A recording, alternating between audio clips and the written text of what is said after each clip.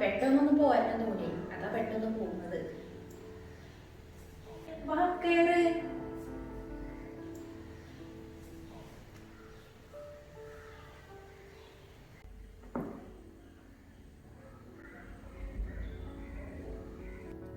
അല്ല എന്റെ മാളെ, എനിക്ക് എന്ത് പറ്റിയത്? മുഖം കണ്ടിട്ട് എന്തോ പോലെ ഉണ്ടല്ലോ, എന്തോ ഒരു പ്രശ്നം ഉണ്ടല്ലോ.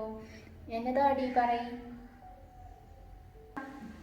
ഒന്നുമില്ല താത്താ, ഞാൻ ഇങ്ങോട്ട് ബസ് ഇറങ്ങിയാണ്ട് ആ പെണ്ണുന്ന് ഇങ്ങോട്ട് ഇറങ്ങി പോന്നപ്പോൾ ഉണ്ടല്ലോ, നമ്മൾ ആ ചോലയിലെ മുനീറും പെണ്ണുങ്ങളും പോകുന്നുണ്ട്. എന്തൊരു ചുരുക്കാണ് താത്താ ആ പെണ്ണിനെ കാണാൻ. നല്ല നാറുണ്ട്, നല്ല മൂക്ക് ഷേപ്പും ഉണ്ട്. കണ്ട ആരും ഒന്ന് നോക്കി പോകും. ഇവിടെ ചാങ്ങളൊന്നിനെ കെട്ടിക്കൊണ്ട് നിൽക്കണേ, കോലം കണ്ടാൽ മതി. ഒരു നാറും ഇല്ല, ഒരു മോത്ത് പോക്കിയ ഒരു ചേലും ഇല്ല.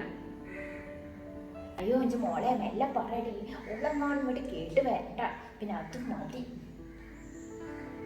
ഓ ഓള് കേട്ട് വിചാരിച്ച് എനിക്ക് എന്താ, കേൾക്കാണോ ഞാൻ കേൾക്കട്ടെ, കേട്ടിട്ടോളെ വരിക്കോ പണിതാൻ പോട്ടെ, അത് വിചാരിച്ച് കണ്ട് ഞാൻ പറഞ്ഞത്.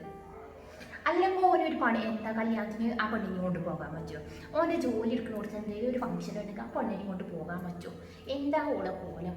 ആ മുനീറിൻ്റെ പെണ്ണുങ്ങളുണ്ടല്ലോ താത്ത, ഹൽവ കഷ്ണം പോലെ നിൽക്കുന്നത്. മഞ്ഞ ഹൽവ ഉണ്ടാകൂലേ, അതേപോലെ മുഖത്തുനിന്ന് കണ്ണെടുക്കാൻ തോന്നൂല.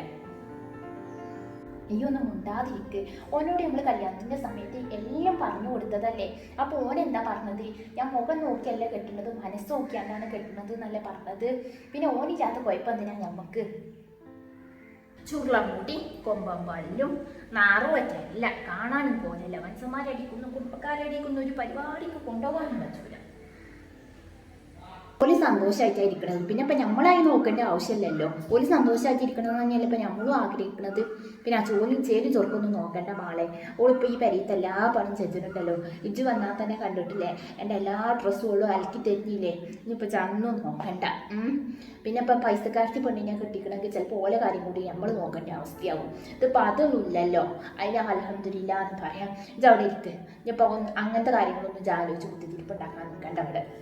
ഞാനേ ഒരു ഗ്ലാസ് ചായ കൊണ്ടുവരാം. പെണ്ണാണാൻ പോയപ്പോൾ എന്നെ കൊണ്ടിരിക്കണത് ആ പോലെ പോലത്തെ ഒരു പെണ്ണിനെ കെട്ടാൻ ഞാൻ സമ്മതിക്കൂലേനി.